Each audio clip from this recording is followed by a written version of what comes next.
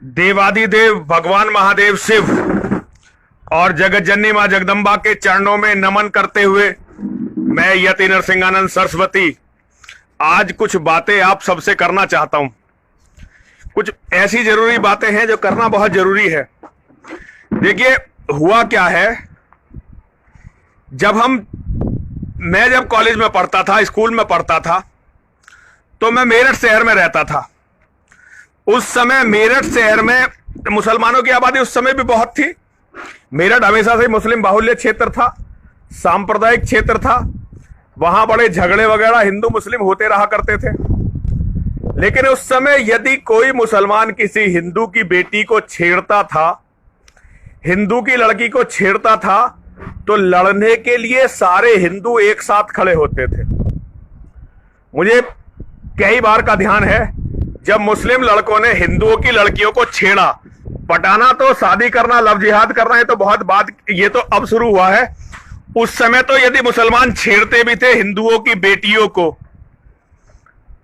तो पूरे शहर में एक तरह से आग सी लग जाती थी और पूरा शहर लड़ने के लिए खड़ा हो जाता था। काफी पुरानी बात हो गई है वैसे तो, ये 84-85 की मैं आपसे बात कर रहा हूं। लगभग 35 साल पहले की बात है ये। आज स्थिति ये है कि यदि कोई मुसलमान किसी हिंदू लड़की को, हिंदू महिला को छेड़ता है, तो वो जाके अपने घर में बताती नहीं है। कोई भी औरत, कोई भी बेटी नहीं बताती, बता ही नहीं सकती। उसे ये लगता है कि उसके घर में एक उसका भाई है कीड़े जैसा, एक उसका बाप है बेचारा जो सारे दिन नौकरी करके या दुकान पे काम करके मारा मारा फिरता है। अगर इन्हें यह पता चल गया कि मुसलमान ने मुझे छेड़ा है और गुस्से में आकर इन्होंने कुछ कह दिया, तो कहीं ऐसा न हो कि इनका भी कत्ल हो जाए। और यह हुआ कैसे? सबसे बड़ी बात, हिंदुओं को यह सीखना पड़ेगा, यह जानना पड़ेगा कि यह हुआ कैसे। जब हम पढ़ते थे तो हम 5 भाई बहन थे। हमारे मोहल्ले में शायद ही कोई ऐसा मनहूस घर हो जिसमें केवल एक लड़का हो। सब घरों में 3-4 करके भाई हुआ करते थे और सब लोग बड़े फ्रेंडली एक साथ रहा करते थे। किसी पर आफत आई तो सारा मोहल्ला एक साथ लड़ने के लिए तैयार होता था। किसी को कोई दिक्कत आई, कोई बीमार हुआ, तो सारा मोहल्ला हॉस्पिटल जाता था, सब एक साथ जाते थे। किसी के पास पुलिस आ गई तो चारों तरफ से लोग पुलिस को घेर कर खड़े हो जाते थे। स्थिति यह थी कि मोहल्लों में एकता थी। एकता का सबसे बड़ा कारण था भय नहीं था, क्योंकि हर घर में 3-4 मर्द हुआ करते थे और मर्दों के अंदर मर्दानगी भी थी, संस्कार भी थे। संस्कार तो देखिए, संस्कार तो कौम में संस्कार जब आते हैं जब उस कौम के मर्द मजबूत होते हैं। अगर कौम में मर्द मजबूत नहीं रहेंगे तो औरतें बंधन नहीं मानेंगी, और वो औरतें, उनके अंदर जब मर्दों का भय औरतों के अंदर से खत्म हो जाता है तो वो अपने महाविनाश को आमंत्रित कर लेती हैं। ये मैंने बहुत अपने पूरे जीवन का निचोड़ बता रहा हूं। बहस करने के लिए कोई कुछ भी बहस कर सकता है, लेकिन आज हमारे साथ ये हो रहा है कि हमारी औरतों को हमारा भय नहीं है। दुश्मन की तो बात छोड़ दो, दुश्मन के सामने तो हमारी सारी पोल खुल चुकी है। दुश्मन ने तो ये तय कर लिया है कि काफिर हिंदू के घर में 2 बच्चे होंगे, एक बेटा होगा, एक बेटी होगी। बेटी को भगा के ले जाओ, यदि सब कुछ ठीक रहा तो बेटे को एक्सीडेंट से मार देंगे। फिर उसके बाद जो भी कुछ काफिर गलीच ने कमाया है सब कुछ अपने आप हमारा हो जाएगा। और जहां कहीं बेटे को एक्सीडेंट से नहीं मार पाए तो वहां कोई बात नहीं, लड़की को मार देंगे। ऐसी लड़कियां बहुत है उनके यहां इसकी दिक्कत नहीं होती। उनके यहां जब हिंदू की बेटी को भगाया जाता है तब भी सारा मुस्लिम समुदाय उनके साथ होता है, और जब मुस्लिम समुदाय के लोग उस लड़की का कत्ल कर देते हैं, वो लड़का कत्ल कर देता, तब भी उस लड़के के परिवार वाले और सारा मुस्लिम समुदाय उस लड़के के साथ होता है। क्योंकि इस्लाम में यह कहा गया है कि काफिर के कत्ल से बड़ा, चाहे वो लड़का है चाहे लड़की है, एक काफिर की बेटी का कत्ल कर दिया तो क्या फर्क पड़ा? काफिर की बेटी के कत्ल को वो कुछ भी बुरा काम नहीं मानते, तो काफिर की बेटी थी, कत्ल कर दी, कोई खास बात नहीं। सारा मुस्लिम समुदाय साथ ही रहता है।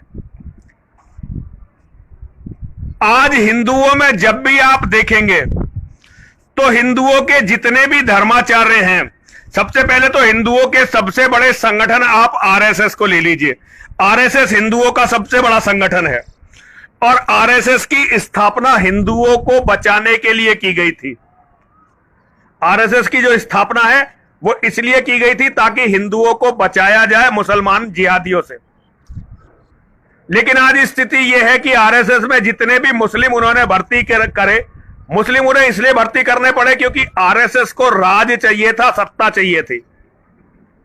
अब सत्ता में उन्हें लगा कि बिना मुसलमानों के राज नहीं आएगा, सत्ता नहीं आएगी, तो उन्होंने जो है मुसलमानों को भर्ती कर लिया। को भर्ती करने के बाद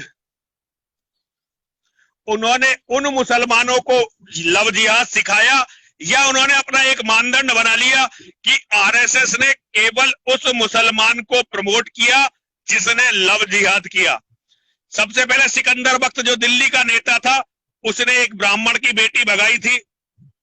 उसके बाद एक बीजेपी के और बड़े नेता हुए आरिफ बेग, मुख्तार अब्बास नकवी, शहनवाज हुसैन, और जितने भी नेता बीजेपी में आपको मुसलमान दिखाई दे रहे होंगे या मुसलमान जो आरएसएस में दिखाई दे रहे होंगे, यहां तक कि मुस्लिम राष्ट्रीय मंच के भी जो बड़े बड़े पदाधिकारी हैं, ज्यादातर वही हैं जो या तो खुद लव जिहादी हैं या लव जिहाद को बढ़ावा देते हैं। ये तो हिंदुओं के सबसे बड़े संगठन की स्थिति है। उसके बाद नंबर आता है हिंदुओं के कथावाचक और धर्माचार्यों का। हिंदुओं के कथावाचक और धर्माचार्य खुद अपनी बेटियां मुसलमानों को देने के लिए तैयार बैठे हुए हैं। वे खुद लव जिहाद का प्रचार कर रहे हैं, खुद व्यासपीठ कर बैठकर अल्लाह और हिंदुओं में ऐसा नहीं है धर्मगुरु जो व्यासपीठ से इस्लाम की सच्चाई या लव जिहाद की सच्चाई हिंदुओं को बता सके। जितने भी फिल्म वाले हैं वहां सब लव जिहादियों का कब्जा है। हिंदू हमारी बेटियां, हिंदुओं की बेटियां जो पिक्चरें देखती हैं सलमान खान की, इरफान खान की, शाहरुख खान की, आमिर खान की, ये सारे के सारे लव जिहादी हैं। इन्होंने हिंदुओं की बेटियों को फंसाकर उनसे शादी की है। स्थिति कुल मिलाकर यह है कि हिंदू समाज की बहन बेटी जहां भी देखें, हमारे ज्यादातर साहित्यकार लव जिहादी हैं। जहां भी हमारी बेटियां देखती हैं, उनकी नजर जाती है, सब तरफ लव जिहाद का जाल फैला हुआ है। अगर सोशल मीडिया को छोड़ दो, सोशल मीडिया के कुछ लोगों को छोड़ दो, तो ना तो कोई बुद्धिजीवी, ना कोई संगठन हिंदुओं का, ना कोई हिंदुओं का धर्माचार्य, कोई भी ऐसा नहीं है जो खुलकर लव जिहाद का विरोध करता हो, लव जिहादियों को कुछ कहता हो। हमारी बेटियों को समझ में कहां से आएगा? हमारी बेटी कहां से समझेंगी?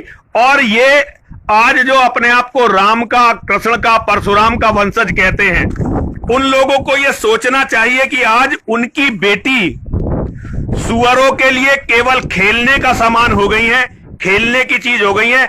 कितने कमजोर और कितने नपुंसक हो चुके हैं हम। आज हमारी बेटियां हमारी नपुंसकता की, अपनी कौम की नपुंसकता की कीमत चुका रही हैं। बेटियों की कोई गलती नहीं है, मैं बेटियों की गलती नहीं मानूंगा, चाहे कोई कुछ भी कह दे, क्योंकि मैं इस समाज को बहुत नजदीक से देख रहा हूं। औरत हमेशा उसके पास रही है जिसके पास ताकत होती है, जिसके पास स्वाभिमान होता है, जिसके पास पौरुष होता है, जिसके पास पुरुषार्थ होता है, जिसके साथ पराक्रम होता है। जैसे जैसे हिंदुओं ने इन चीजों को खो दिया है, वैसे ही वैसे हमारी बेटियां भी अब हमें छोड़कर जाने लगी हैं। बहुत सारे लोग सोशल मीडिया पर बेटियों को गाली देते हैं, लेकिन मैं हिंदुओं तुम्हें इतना बताना चाहता हूं, मेरा धर्म तो यह कहता है कि बेटी पूरी कौम की बेटी होती है। जो बेटी है वो पूरी कौम की बेटी है, किसी एक परिवार की या एक आदमी की बेटी नहीं है। जो कौम की बेटियों के साथ होना शुरू हुआ है, आज किसी और के साथ हो रहा है, कल वो बात हमारे घर तक भी जरूर पहुंचेगी। मैं तो हिंदूवादी बनता ही नहीं, यदि मैंने इस लव जिहाद की घृणित मतलब सारी चीज को अपने जीवन में झेला और देखा नहीं होता।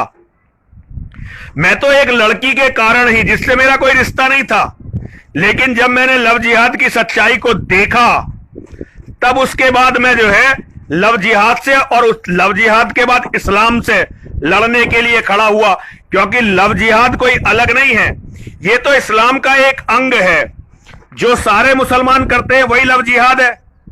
हर तरह का जिससे भी काफिर मरे, काफिर को नुकसान हो, काफिर खत्म हो, हर वो काम जिहाद है। इसका कोई नियम नहीं है, कोई इसका कानून नहीं है। मुसलमान हर तरह से जिहाद करते हैं, केवल हम हिंदू इसे नहीं समझते हैं। कल जो मेरठ में ये केस खुला है 1 साल पुराना, जिसमें लुधियाने की हमारी बेटी एकता देसवाल, उसे वहां से एक मुसलमान 25 लाख के गहनों के साथ, कितने 25 लाख के गहनों के साथ भगा कर लाए। और बहुत ही मतलब अनपढ़ टाइप का मुसलमान, एक इतने अच्छे जिस परिवार में 25 लाख के गहने हो, उस परिवार की आर्थिक स्थिति को समझा जा सकता है कि वो परिवार कितना मजबूत होगा। मुसलमान ने अपना नाम हिंदू बताया, बेटी फंस गई, सारे गहने लेकर आ गई। ईद के दिन उसे मार दिया, मारकर उसका सिर, पहले तो सिर काटा, सिर काटने के बाद उसकी दोनों बाहें काटी। बाहें इसलिए काटी क्योंकि उसने एक बाह पे अपना नाम एकता गुंदवा रखा था, टैटू बनवा रखा था, और दूसरे पर उस मुसलमान का नाम अमन लिखवा रखा था। तो उस बिचारी की दोनों बाहें काट दी, सिर काट दिया। बहुत छोटी उम्र की बच्ची, ये किसी की भी बेटी हो सकती है। मैं तो समझता हूं कि ये मेरी अपनी बेटी है, ये किसी की भी बेटी हो सकती है। हम में से किसी की भी बेटी इसका शिकार हो सकती है, और एक दिन जरूर होगी। अभी तो ये इसलिए चल रहा है चोरी छिपे ढका छिपा, क्योंकि अभी राज मुसलमानों का नहीं है। जैसे ही राज मुसलमानों का आएगा, फिर तो वो कह दिया करेंगे धमका के कि अपनी बेटी को हमारे यहां छोड़ जाओ। हिंदुओं को हिंदुओं का इतिहास नहीं पढ़ाया किसी ने।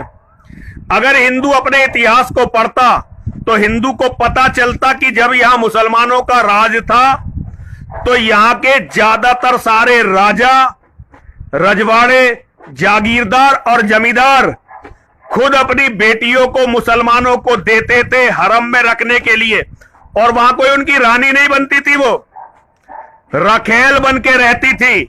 लेकिन हिंदुओं के अंदर ऐसी प्रथा हो गई थी कि लोग अपनी जान बचाने के लिए अपनी बेटियां मुसलमानों को देने लगे थे। आज भी नेता यही तो कर रहे हैं। किसी भी पार्टी के नेता हो, चाहे हिंदूवादी हो, चाहे मुस्लिमवादी हो, चाहे धर्मनिरपेक्ष हो, बेटियां तो अपनी मुसलमानों को ही दे रहे हैं ना। अपनी बेटी का मतलब नहीं खुद की बेटी, अरे किसी भी बेटी को दे रहे हो। आज भी जो केंद्र में मुसलमान बीजेपी की सरकार में मंत्री है, उसने किसी ना किसी हिंदू की तो बेटी रखी है ना। हम ये सोचते हैं दूसरे की बेटी है तो हमारा क्या होगा, हमें क्या नुकसान है। उसकी बेटी नालायक थी, भाग गई। इसी चीज ने हमें इतना कमजोर किया है कि आज सोशल मीडिया खोलकर देख लो, शायद ही कोई ऐसा दिन हो जब 4-5 इस तरह की कहानियां सोशल मीडिया पर ना मिलती हों। आज तो मेरा दिल बहुत दुख गया। मैंने तो इस बात पर बोलना भी छोड़ दिया था, क्योंकि मैं अच्छी तरह से जानता हूं कि कमजोर कौम कभी भी अपनी बेटियों को बचा नहीं सकती। और हिंदू तो नेताओं की चमचागिरी में इतने गिर चुके हैं कि उन्हें तो धर्माचार्य भी वो चाहिए जो उनके लिए दलाली करता हो। हिंदुओं को वो धर्माचार्य नहीं चाहिए जो उनके लिए सच बोलता हो, उनके लिए लड़ता हो। हिंदुओं को तो धर्माचार्य भी वो चाहिए जिसके बहुत सारे नेताओं से संबंध हो और उनके लिए वो राजनीति का या दलाली का कोई जुगाड़ बना सके। मैं हिंदुओं से केवल इतना कहना चाहता हूं, हिंदुओं, यदि तुम चाहते हो कि तुम्हारी बेटियां रहें तो तुम्हें बहुत ताकतवर होना पड़ेगा, और इन जिहादियों में यह भय पैदा करना पड़ेगा कि हिंदू की बेटी ऐसे ही नहीं है। अगर तुम हिंदू की बेटी के साथ कुछ गलत करोगे तो तुम बचोगे नहीं। ये डर देना पड़ेगा, ये भय देना पड़ेगा, ये हमारी बेटियों को चारा ना मान लें। लेकिन ये भय देगा कौन? यदि तुम्हारे घर में एक बेटा रहा तो एक बेटे का तो भय कहीं होने से रहा, क्योंकि एक बेटा कीड़ा होता है, केंचुआ। कभी भी एक बेटा शेर नहीं होता। आज के माहौल में एक बेटा तो ऐसे है जैसे केंचुआ हो। यदि तेज धूप पड़ गई तो गल जाएगा, बरसात हो गई, बारिश की बूंद लग गई तो टूट जाएगा, किसी के पैरों के नीचे आ गया तो कुचल जाएगा, चिड़ियों ने देख लिया तो वो इसे खा जाएंगी। तो एक बेटा केंचुए की तरह होता है हिंदुओं। मेरा हिंदुओं तुमसे बहुत अनुरोध है, अपने परिवार को मजबूत बनाओ। नेताओं पे भरोसा मत करो और इन साधुओं पे भी भरोसा मत करो जिन्होंने 1400 साल में कभी तुम्हारे लिए कोई लड़ाई नहीं लड़ी। और ये फिल्म वाले, ये कथावाचक, ये संगठन वाले, ये केवल सब लोग अपना धंधा चला रहे हैं। कोई तुम्हारे लिए ना बोलेगा ना तुम्हारे लिए लड़े। लड़ना तो बहुत बहुत दूर की बात है, कोई तुम्हारे लिए बोल भी नहीं रहा है। लड़ना तो बहुत बात की बात है। हिंदू मुसलमान पर कोई खुलकर बोलता हुआ धर्माचार्य तुम्हें दिखाई दे, कोई शंकराचार्य, कोई महामंडलेश्वर इस्लाम की सच्चाई तुम्हें बताता हुआ दिखाई दे तो भाई मुझे भी जरूर बताना। मैं भी ऐसे महामंडलेश्वर, ऐसे शंकराचार्य, ऐसे जगत गुरु से मिलना चाहता हूं। बस हिंदुओं, किसी भी तरह से यदि अपना मान सम्मान, अपना अस्तित्व बचाना चाहते हो तो परिवार को मजबूत करो। यदि तुम्हारा परिवार मजबूत होगा तो तुम अपनी बेटियों को भी बचा लोगे, अपने परिवार को भी बचा लोगे, अपने राष्ट्र को भी बचा लोगे, सब कुछ बचा लोगे। लेकिन यदि तुम्हारा परिवार मजबूत नहीं हुआ तो अभी तो बेटियां जा रही हैं, थोड़े दिनों में यही काम तुम्हारे लड़कों के साथ होने लगेंगे और उसके बाद सब कुछ खत्म हो जाएगा। बस इतना ही कहना था तुमसे। हर हर महादेव, हर हर महादेव, हर हर महादेव।